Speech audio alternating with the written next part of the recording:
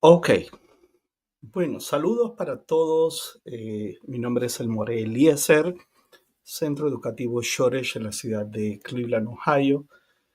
Hoy, primero, Shabbat Shalom para todos.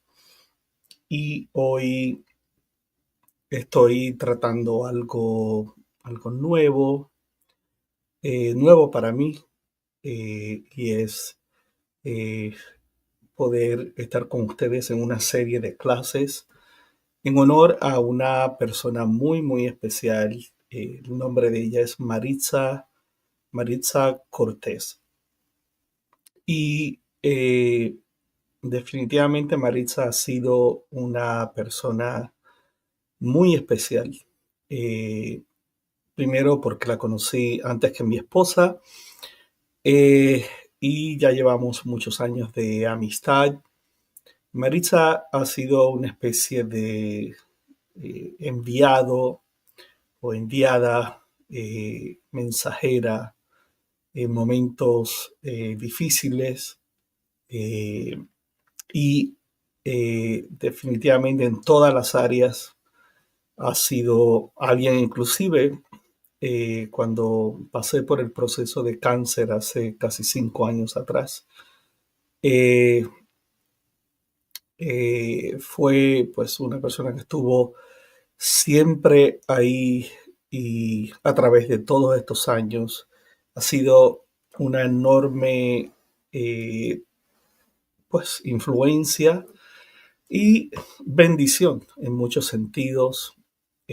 Así que queremos honrarla, mi esposa y yo, Carolina y este servidor, y dedicar una serie completa de clases que tenemos, eh, pues a esta mujer, y pidiéndole a el creador, eh, Barujú, que eh, pues su vida sea llena de salud, llena de abundante parnasá, llena de momentos agradables, una larga vida en salud, y pues ha sido realmente una experiencia maravillosa el poder tenerla en nuestra vida.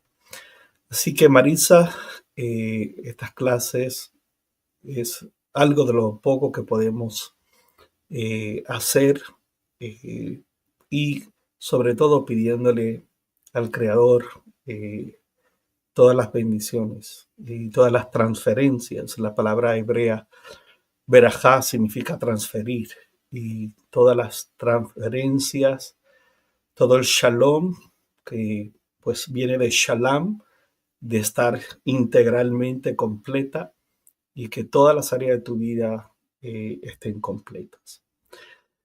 Bueno, vamos a esta primera clase.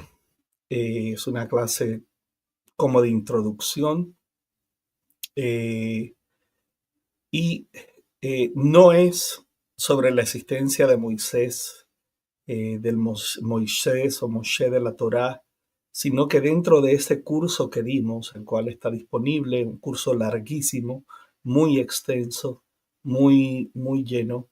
Hoy primero vamos a hablar de algunos de los materiales y de los eruditos que utilizamos en ese curso y para estas clases que están, perdón, que están relacionadas, están muy relacionadas con eh, eh, todo esto que tiene que ver con el tema de Moshe y con el, la evolución, el editaje, la redacción del texto bíblico hebreo, ¿no?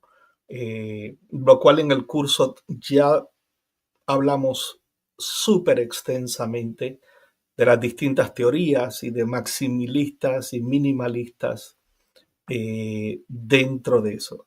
Quisiera primero introducirlos a algunos eruditos y algunas de sus obras sobre el tema de Moisés, el tema de la composición de la Torá, el editaje de la Torá, eh, lo cual es del curso, pero estas clases que vamos a dar y que estoy comenzando a dar esta introducción en este momento es bajo un tema distinto, que es el tema de quiénes realmente escribieron el texto bíblico, que se relaciona mucho a este curso y era parte de este curso, pero decidimos dar esas clases en honor a Marisa Cortés y por eso estamos así. Así que sean todos bienvenidos. Mi nombre es Elmore Eliezer, director del Centro Educativo Shoresh, el cual lleva ya 13 años. Es una institución judía que ha tenido evoluciones y nos dedicamos a la enseñanza académica. Soy graduado, para aquellos que no me conocen, de la Escuela Rabínica Hebrew College en el estado de Massachusetts, a las afueras de Boston, eh, con 2 máster, uno en judaísmo y otro en educación judía para adultos. Y pues ha sido nuestra trayectoria, especialmente en el movimiento masortí, movimiento conservador. Bueno, vamos a la clase de hoy. Eh, en primer lugar, una de las personas que vamos a considerar, van a haber eruditos que están en contraparte, en algunos puntos lógicamente van a concordar, en otros no, y me refiero a Ronald Hensel, eh, de una línea pues un poco más conservadora. Luego, el israelí Oded Cohen, que está muy relacionado a este tema porque su trabajo académico se desarrolla mayormente en el contexto de la escritura y también de el desarrollo de la escritura durante el periodo persa o aqueménida. Eh, y ha estado con Gad Barneas, con Israel Finkelstein, con Lipschitz, entre muchos otros, uh, Joel Baden, Jonathan Adler, entre muchos. Un personaje muy, muy importante. Luego uno un poco menos importante, pero interesante en este tema que vamos a tocar, James Moore, y también Karel Van der Tor, el cual también ha estado en Israel, graduado también, a pesar de que ha estado mayormente en Europa, pero con lazos muy fuertes también dentro de las instituciones académicas del texto bíblico y arqueológicas en Israel.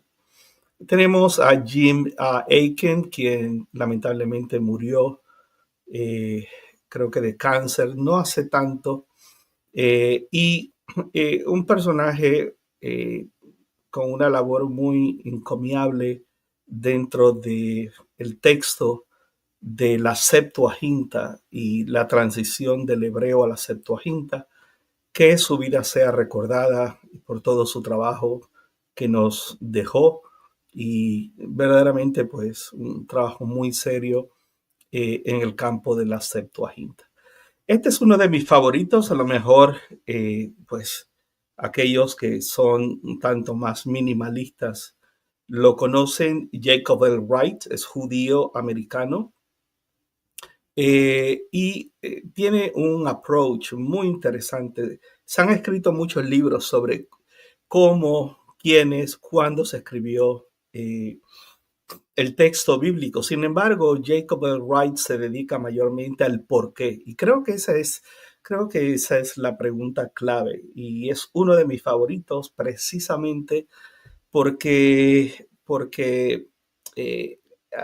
decir o pretender saber cuándo se escribió el texto bíblico es algo que queda grande, no importa el erudito que sea.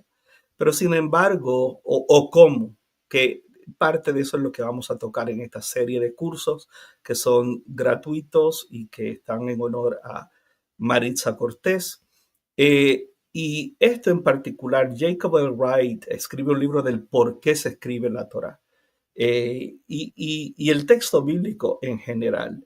Y su apreciación realmente creo que es muy balanceada creo que aún esa batalla entre los maximalistas, minimalistas se achica porque él presenta un balance de la necesidad y del tiempo en el cual realmente la escritura toma otro rol, ¿no? Y ya un rol no solamente no de ser histórica, sino de tener elementos y estilos al estilo histórico griego, pero ya no como para decir nosotros también tenemos una historia como la tienen los babilonios, como la tienen los asirios, como la tienen los egipcios. Nosotros también tenemos un legado cultural muy antiguo, sino que ya él se adentra y cuando uno combina a él con y Jonathan Adler, definitivamente hay una bomba, ¿no? Hay una explosión de cosas que hacen mucho sentido y nos ayuda a tener una mejor idea de cómo reconstruir el tiempo y el propósito sobre todo. No cómo, no cuándo, el tanto, sino el por qué y cómo a la medida también que otros pueblos fueron evolucionando en eso, el pueblo también de la provincia de Yahud, de Yehud o Judea, eh, eh, después del periodo, a finales del periodo aqueménida o persa, y el principio del griego, no se queda atrás y evoluciona, y eso lo vamos a ver en estas clases que hoy estamos dando esta introducción. Uno de mis favoritos, él es asiriólogo, pero muy, eh, pues muy... Hay muchos otros que no he mencionado aquí, como lo es Margaret Bryson, que estudió con Joshua Bowen, y también vamos a hablar un poquito de un amigo del también, que se llama Kip Davis, y son eruditos más contemporáneos, eh, eh, que tienen pues una visión más abierta, más, diría, analítica, más integral. Así que Margaret Bryson es egiptóloga y la usé mucho para el curso que dimos de Moisés. Y él es asiriólogo y realmente el impacto tanto en el monoteísmo como en el desarrollo de la idea del monoteísmo en el pueblo, en la literatura, ¿no? Que tenemos sacra, que tenemos dentro del contexto hebreo. La siriología es muy importante. Así que por eso lo quise traer. En algunos aspectos, en relación a Moisés, eh, toqué algo de John J. Collins. Eh, eh, para este tema en particular lo dejo un poquitito afuera porque aunque su fuerte mayormente pudiéramos hablar al final de las últimas clases de esta serie, pudiéramos hablar en relación a la importancia del desarrollo y ya cómo las escuelas de escribas estaban ya formalizadas, lo cual dio el potencial y la capacidad de tener escuelas de escribas de literatura apocalíptica. Y en ese sentido, pues hay por obligación, si se habla de la apocalíptica de el segundo templo, definitivamente post exilio hay que hablar de John J. Collins. Bueno, Kip Davis es uno de mis favoritos, al igual que Gad Barnea. Aunque su especialización mayormente tiene que ver con literatura de Qumran, los rollos del Mar Muerto, en relación a aquellas que son fraudulentas, aquellas que son copias y eh, son fraudes. A lo mejor más adelante hablemos un poco o demos algún curso de el Shapiro Scroll, eh, un vendedor de antigüedades y el rollo de Shapiro, lo cual es uno de las clases y los cursos que tengo en mente dictar próximamente. Bueno, continuamos con Israel Finkelstein, el cual no voy a hablar mucho de él. Israel Finkelstein pues, ha sido una eminencia maximalista. Lógicamente, hay algunos también arqueólogos israelíes que no, eh, no eh, Amichai Mazar, por ejemplo, que pues tienen sus grandes conflictos en temas que son fundamentales, en otros concuerdan, pero yo diría que Israel Finkelstein ya va de bajada y que la nueva figura joven en la arqueología en el Estado de Israel debe ser Jonathan Adler. Creo que hola Carlos Javier, perdóname que no te había visto. Esta es primera vez que uso esto, así que estoy aquí aprendiendo, ¿no? Shabbat Shalom para ti también. So, eh, tenemos a Thomas Dosman, eh, excelente, vamos a usar material de él. Oded Lifshitz, que estuve hablando en el aspecto mayormente de la escritura, ¿no? De la escritura, pero desde la perspectiva de la influencia de la escritura persa en el texto bíblico. Atkin, que ya murió, que lo mencioné, es desde el punto de la Septuaginta. Y en el curso que dimos de Moisés, pues lógicamente presenté ambas, bueno, muchas posiciones y también la que en lo personal como judío considero, no desde el punto de vista de la tradición, sino desde el punto de vista académico. Porque, hola, ¿cómo estamos? Saludos, los estoy conociendo, es primera vez que los veo, así que los saludo, muchas gracias por estar con nosotros. Saludos desde Uruguay, gracias.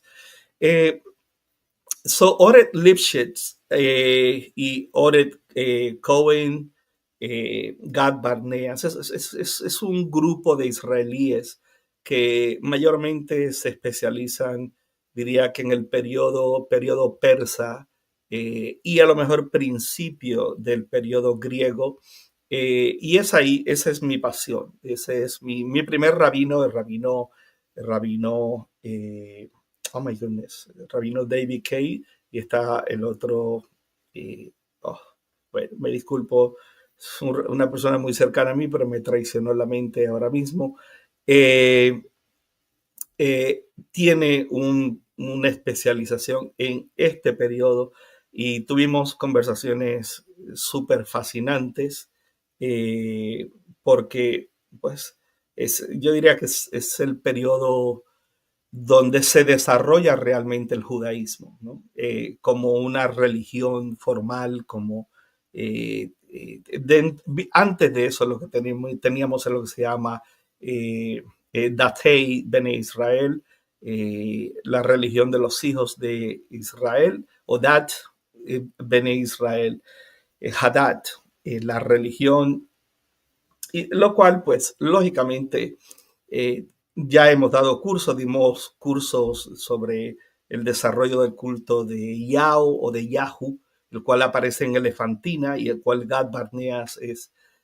Todos esos cursos los tenemos disponibles, pero esta es una serie de clases gratuitas que estamos dando en honor a una persona que ha sido sumamente, nos ha apoyado a través de estos 13 años como institución judía de estudios, Marisa Cortés, y queremos compartir gratuitamente una serie de clases, siendo esta la introducción.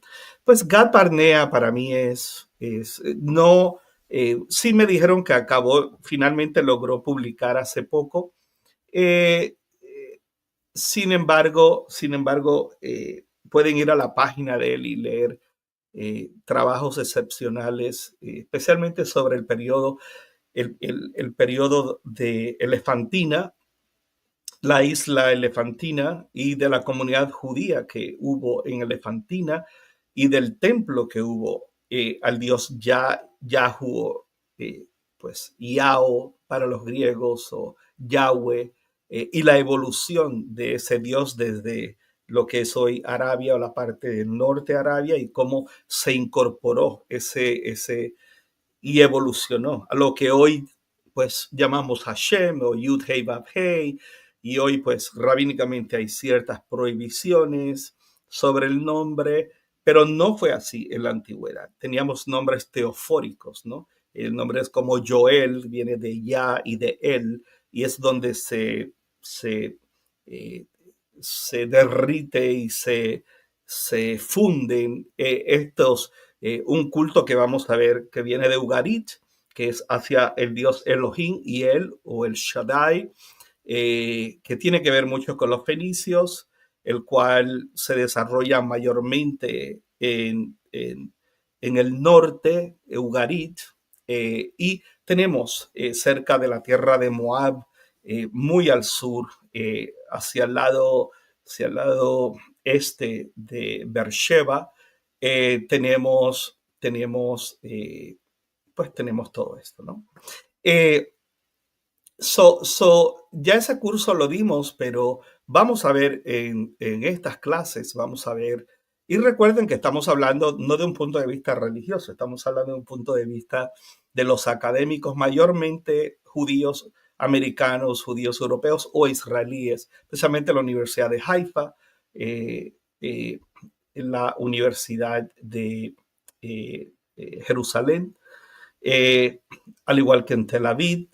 So, vamos a adentrarnos y por eso primero estoy dando las fuentes.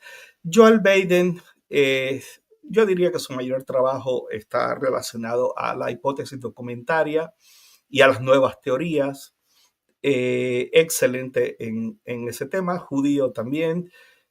Y no tengo aquí a Jonathan Adler, que se me quedó, pero vamos a la introducción de la clase de hoy, lo cual va a ser muy corta porque no quiero hacer clases largas y voy a estar avisándoles cuándo van a ser eh, todas estas. Bueno, vamos también a utilizar el trabajo de Bill o de William Schneiderwild, con su libro Who Really Wrote the Bible? ¿Quién realmente escribió la Biblia? Y recuerden lo que ya dije, especialmente de Jacob L. Wright, también judío americano, de su trabajo de por qué se escribió la Biblia. Cuando mayormente me refiero al texto hebreo, a lo textual, a lo bíblico textual hebreo, no al Nuevo Testamento. Nosotros pues no trabajamos en sí con esas áreas.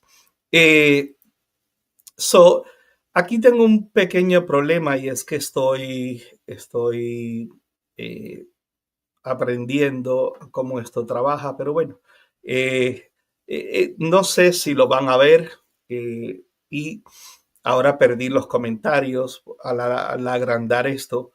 Me recomendaron que tuviera dos monitores para y también poder ver los comentarios. Me disculpan, me dejan primero hablar un poquito de esto, yo regreso al tamaño de atrás por si hay algún comentario. Esto que ven aquí es lo que se llama el levante, ¿no? El levante. Y eh, tenemos, lógicamente, la península del Sinaí, y dentro de lo rojo, si fuésemos a ponerlo hoy, tenemos lo que es el norte de Arabia Saudita y precisamente estaba hablando del culto de Yahweh o Yahu o Yasu.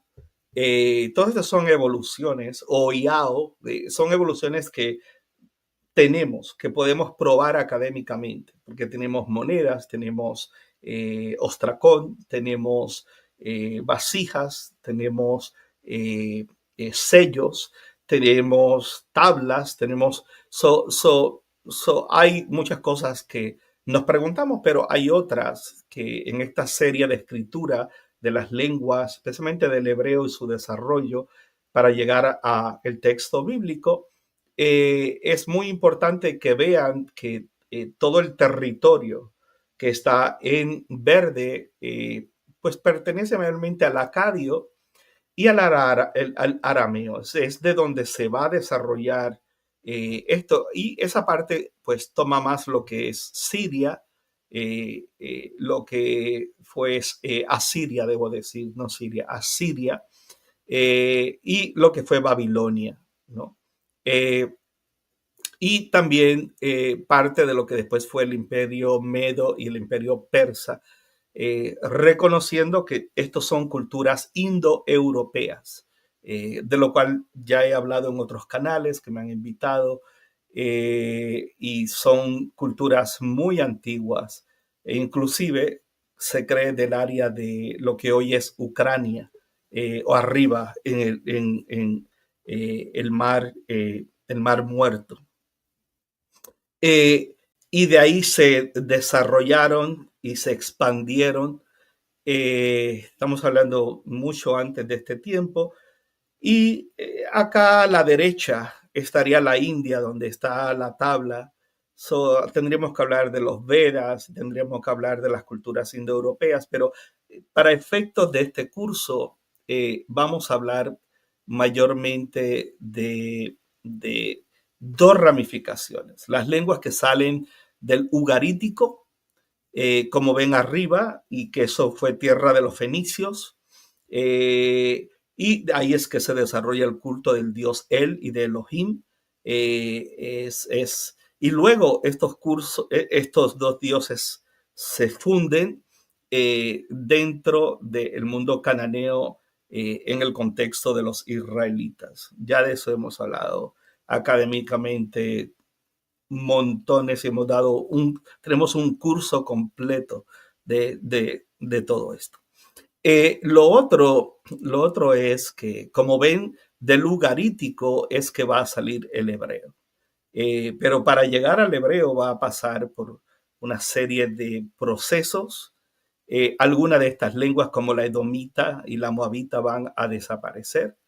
Eh, y nos vamos a vamos a conocer bastante de los fenicios por la cantidad de escrituras, por la cantidad de tabletas en barro seco de escritura, al igual que lo vamos a ver también con, con el acadio. Tenemos dos fuentes. Tenemos hacia el este, tenemos una con influencia acadia, y luego ugarita, que va a desarrollar en lenguas cananeas, y vamos a llegar primeramente al paleo cananeo, y su desarrollo hacia el hebreo.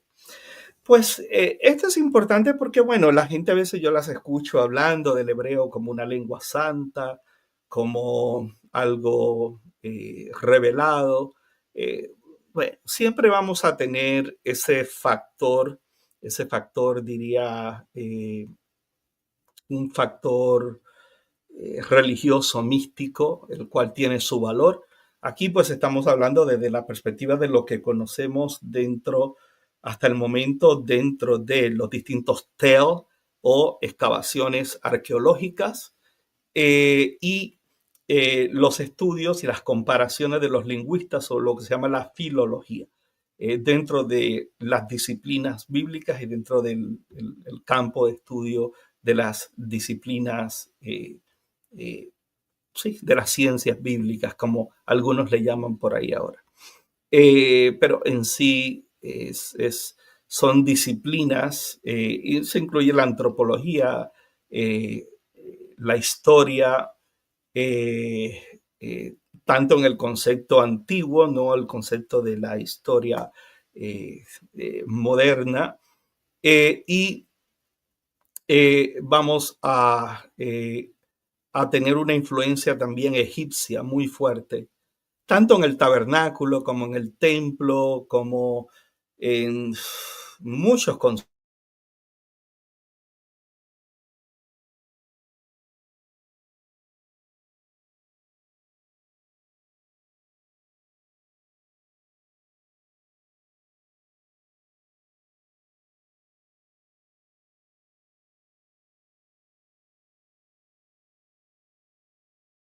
como algo aquí. Se fue. Ok. Vamos a ver, espero que estoy aquí. Si alguien me puede escribir para dejarme saber si, si estamos todavía en vivo, porque de momento sentí como que se fue la señal. Lo próximo, para este mapa lo vamos a ver más adelante. Pues hoy tenemos una especie de hebreo, eh, lo que se llama Ashur Katav, la escritura, la escritura cuadrada, eh, y otros desarrollos en el hebreo moderno, pero eh, también eso tiene su evolución, al igual que el árabe, y por eso pongo vamos al acadio un momento. Ok, gracias, Lobos. El acadio es muy interesante, eh, y Joel Bowen es uno de los, yo diría, de las figuras más interesantes en el campo académico, sobre hablar sobre el acadio.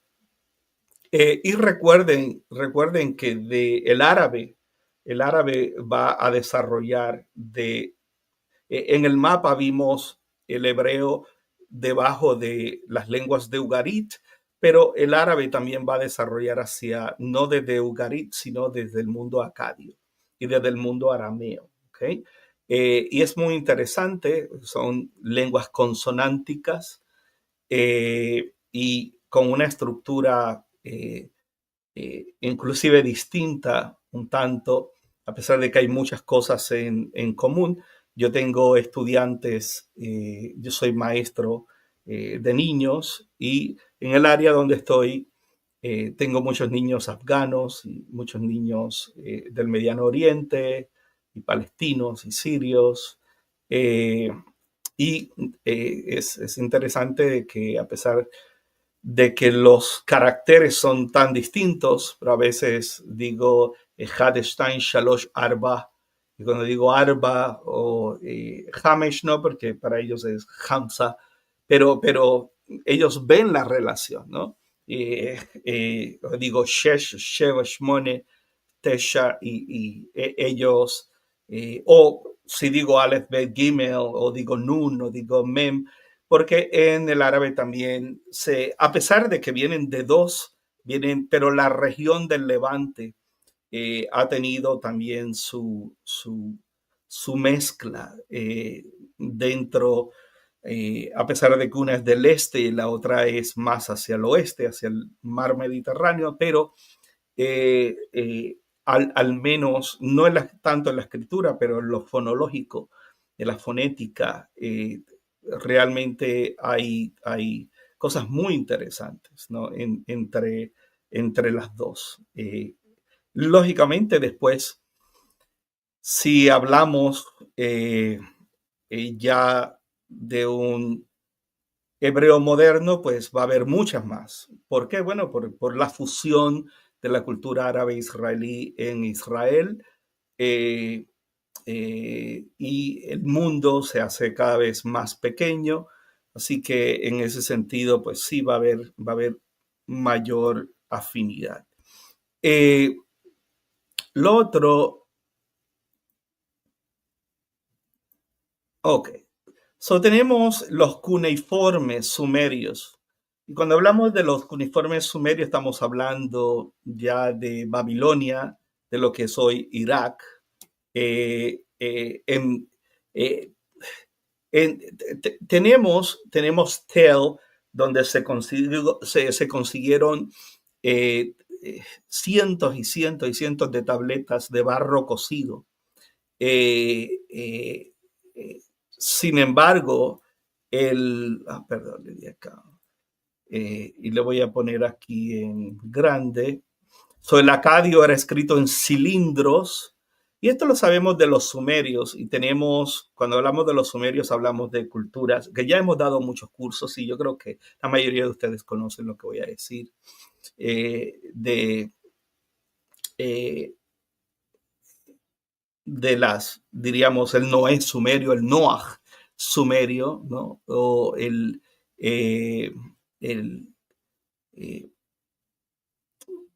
sí, los relatos de la creación, Lenuma Elish, entre muchos otros, y aún las leyes, ¿no? O el código de Hammurabi.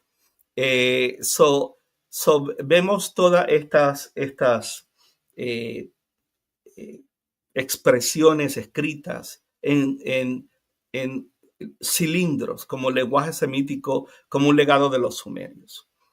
Ahora, eso es muy lejano a la tierra de Israel.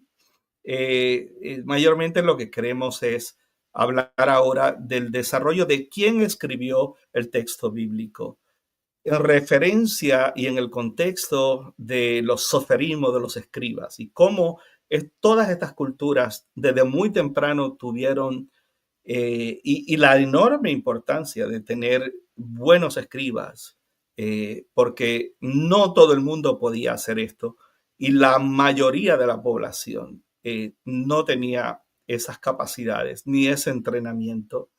Y ahí es que vamos, ahí es que queremos con, con estas clases hasta llegar al texto bíblico. ¿Okay?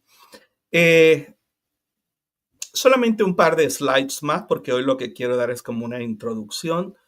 Y luego tenemos, el hebreo pertenece a la rama de las lenguas semíticas del noroeste, hacia el Mediterráneo. Por eso hablo de Ugarit y se deriva del ugarítico.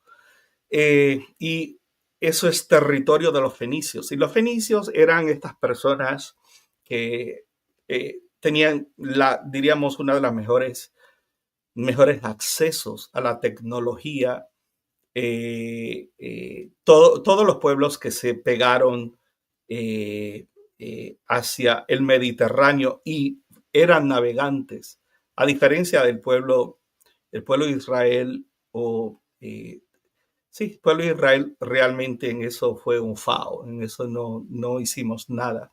Eh, Se dice que hubo un intento cuando Salomón de exportar aceite y fracasó, pero en relación a los pueblos, igual que cuando vemos la llegada de los filisteos al final de la edad de bronce en Egipto, vamos a ver los pueblos de los mares, los cuales hay muchas teorías de que eran macedonios, o no estamos muy claros en sí, porque los filisteos, a pesar de que sí sabemos que vinieron de esa área, pero vamos a ver en estos cursos las vasijas y los distintivos de cada uno de estos grupos eh, eh, tenía ciertos colores y ciertos estilos que desarrollaron, lo cual hoy los arqueólogos cuando en un tel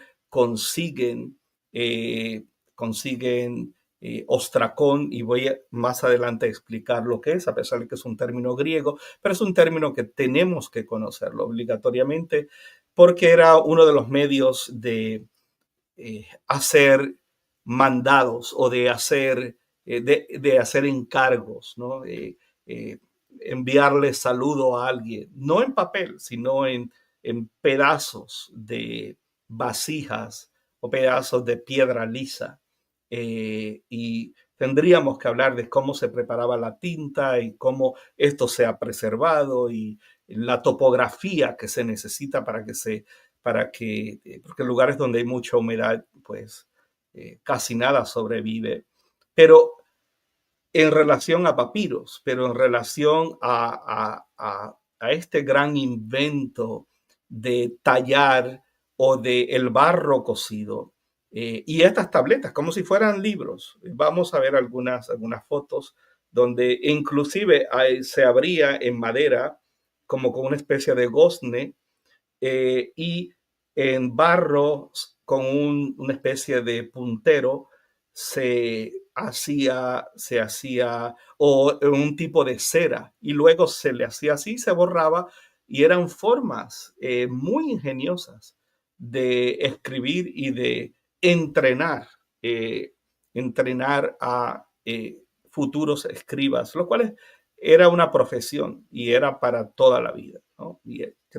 Bueno, no sé si dejarlo ahí y invitarlos a la próxima clase. Sí, lo voy a dejar ahí porque entonces vamos a ya empezar a hablar de idiomas y empezar a hablar eh, de las cartas de Amarnas o las cartas de los faraones, a pesar de que eran egipcias, pero no estaban escritos en la lengua egipcia.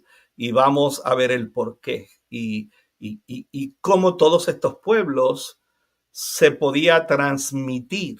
Es como ahora, yo vivo acá en los Estados Unidos y bueno, uno va a cualquier parte del mundo y si sabe inglés, pues sobrevive, ¿no? Y lo logra porque es una lengua franca, es una lengua internacional. Sin embargo, para efectos de la escritura, eh, vamos a ver cosas muy interesantes en relación al entrenamiento de estos, eh, de estos escribas, los cuales podían y tenían la capacidad de, de entender y de traducir, pues no solamente eran escribas, sino que también tenían la capacidad de en esa lengua internacional poder entender, y por eso las cartas de Amarnas eh, se, se escriben precisamente eh, en un lenguaje distinto al que ellos tenían en Egipto. Lo voy a dejar ahí. Muchas gracias por su atención. Eh, Voy a estar anunciando cuándo es la próxima clase, lo cual probablemente pudiera ser probablemente mañana en la noche y probablemente estén pendientes a nuestro canal y eh, favor de visitar nuestro canal Centro Educativo Shoresh en YouTube, donde vamos a subir esta clase y de ver todas las 99 videos la mayoría de ellos de temas académicos, y yo creo que variados porque tenemos series también religiosas y también del hasidismo, que las hice cuando estaba en mi último año de la escuela rabínica, y definitivamente denle un like y así nos ayuda y se pueden suscribir. Y cada vez que subamos un video, pues pueden, eh, y ahí hacemos los anuncios y en nuestro Facebook, ¿ok? De Eliezer Sepúlveda o el More Eliezer. Y yo pues soy judío converso, ya lo saben por mi apellido. Mi nombre hebreo es Eliezer Gershon Ben Abraham y hice conversión en el movimiento conservador hace muchos años ya, y me enviaron y estuve a cargo de eh, una comunidad judía conservadora o masortí en la ciudad de Orlando, Florida. Así que ahora estamos en Cleveland, Ohio, estamos a su orden y hasta la próxima. Así que Shabbat Shalom para todos y ha sido un placer.